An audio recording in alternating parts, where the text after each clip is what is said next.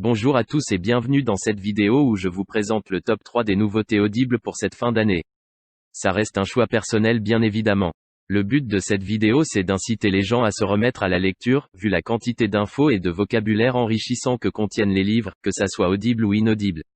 Vous trouverez tous les liens dans la description, et si vous voulez un format particulier n'hésitez pas à le demander en commentaire. N'oubliez pas de mettre un petit j'aime, ça fait toujours plaisir, et abonnez-vous, c'est gratuit. Je vous laisse avec la vidéo, bon visionnage à tous.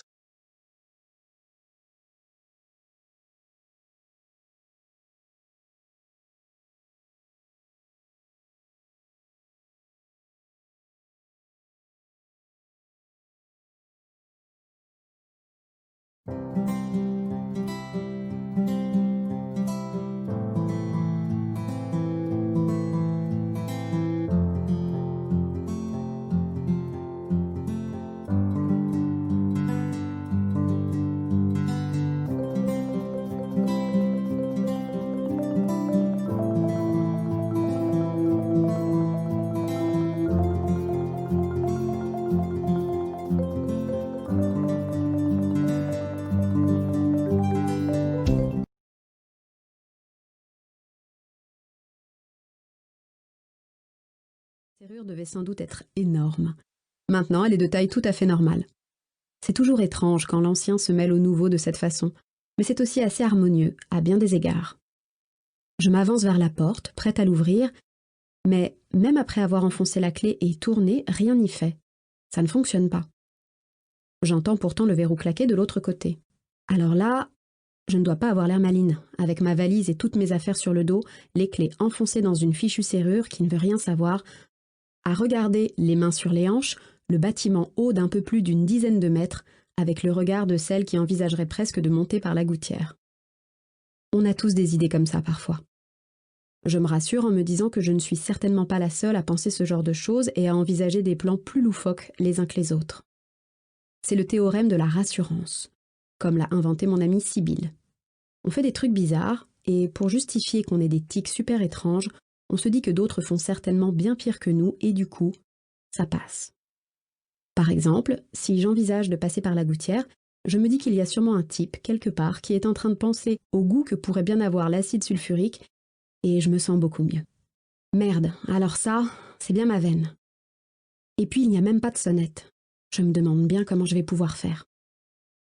De mémoire, lorsque nous étions arrivés, nous étions avec l'agent immobilier qui a eu grand mal, lui aussi, à ouvrir la porte. Mais il n'a rien précisé à ce sujet. Ensuite, l'entrée donnait sur une cour intérieure fort bien décorée. Il se trouve que le tout petit appartement que je vais louer appartient à une famille qui a décidé de le proposer.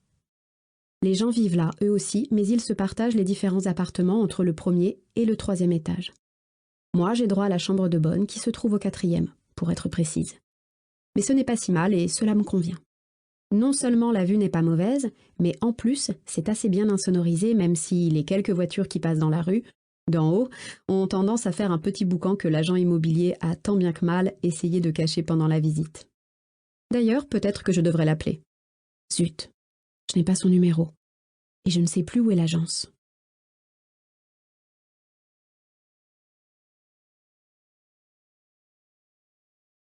Deux enfants et un frigo couvert d'aimants affichant leurs œuvres d'art. Oh, et puis une de ces photos à vomir où papa, maman et les mômes portent des chemises en jean assorti, encadrées en énorme derrière le canapé. « Où allez-vous, madame ?» me demanda le chauffeur quand je m'installai à l'arrière de ma limousine. « Chez moi !» aboyai-je. Je saisis une bouteille d'eau et refermai le minibar à la hâte avant de me laisser tenter par les options alcoolisées. J'avais une migraine épouvantable, qu'aucun antidouleur n'avait apaisée, et il était plus de 5 heures de l'après-midi. La soirée de la veille avait toutefois été extra, du moins, pour ce que je me rappelais.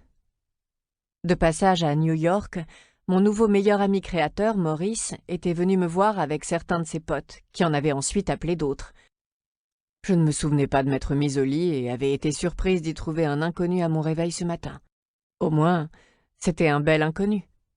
Et après avoir de nouveau fait connaissance physiquement, je lui avais demandé son nom.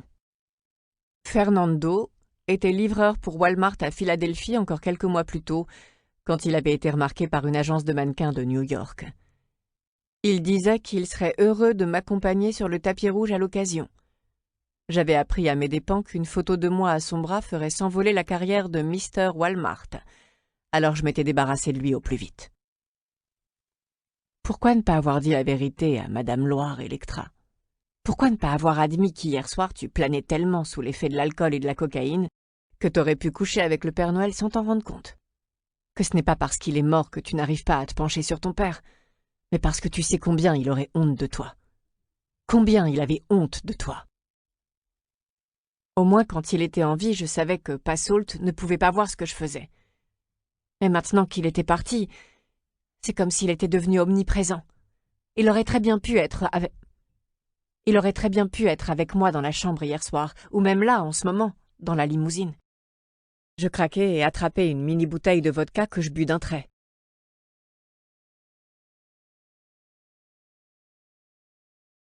Pantalon et d'une chemise assortie, puis je commence à me vêtir.